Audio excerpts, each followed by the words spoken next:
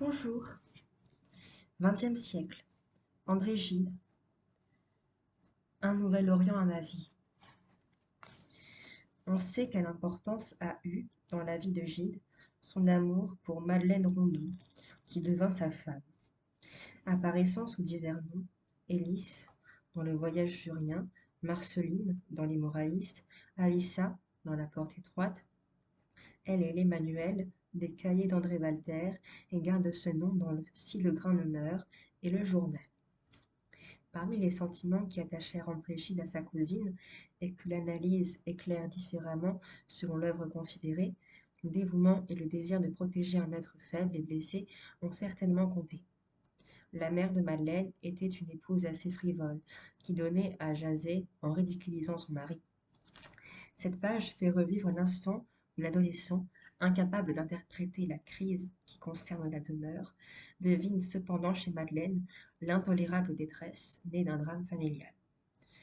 Au Havre, où il est en vacances, le narrateur qui avait quitté ses cousines vers la tombée du soir est revenu à la maison de la rue de Leucas, mu par un instinctif besoin de surprendre.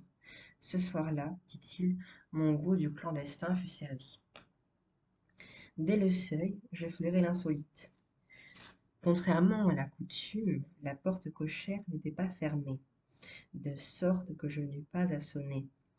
Je me glissai furtivement lorsqu'Alice, une peste femelle que ma tante avait à son service, surgit de derrière la porte du vestibule où, apparemment, elle était embusquée, et, de sa voix la moins douce, « Eh quoi, c'est vous? Qu'est-ce que vous venez faire à présent ?» Évidemment, je n'étais pas celui qu'on attendait, mais je passais sans lui répondre. Au rez-de-chaussée se trouvait le bureau de mon oncle Émile, un morne petit bureau qui sentait le cigare, où il s'enfermait des demi-journées et où je crois que les soucis l'occupaient beaucoup plus que les affaires. Il ressortait de là tout vieilli. Certainement, il avait beaucoup vieilli ces derniers temps.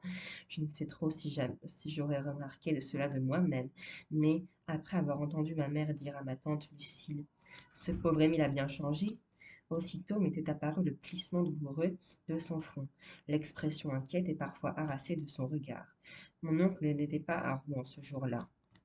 Je montai sans bruit l'escalier sans lumière. Les chambres des enfants se trouvaient tout en haut, au-dessous. La chambre de ma tante et celle de mon oncle, au premier, la salle à manger et le salon, devant lesquels je passais. Je m'apprêtais à franchir d'un bond le deuxième étage, mais la porte de la chambre de ma tante était grande ouverte. La chambre était très éclairée et répandait de la lumière sur le palier. Je ne jetai qu'un rapide coup d'œil. J'entrevis ma tante, étendue languissamment sur un sofa.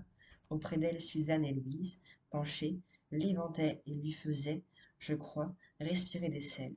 Je ne vis pas Emmanuel. Plus exactement, une sorte d'instinct m'avertit qu'elle ne pouvait pas être là. Par peur d'être aperçue et retenue, je passai vite. La chambre de ses sœurs, que je devais d'abord traverser, était obscure, ou du moins je n'avais pour me diriger que la clarté crépusculaire des deux fenêtres dont on n'avait pas encore fermé les rideaux. Et je vous dirai la suite dans 4 jours. Au revoir.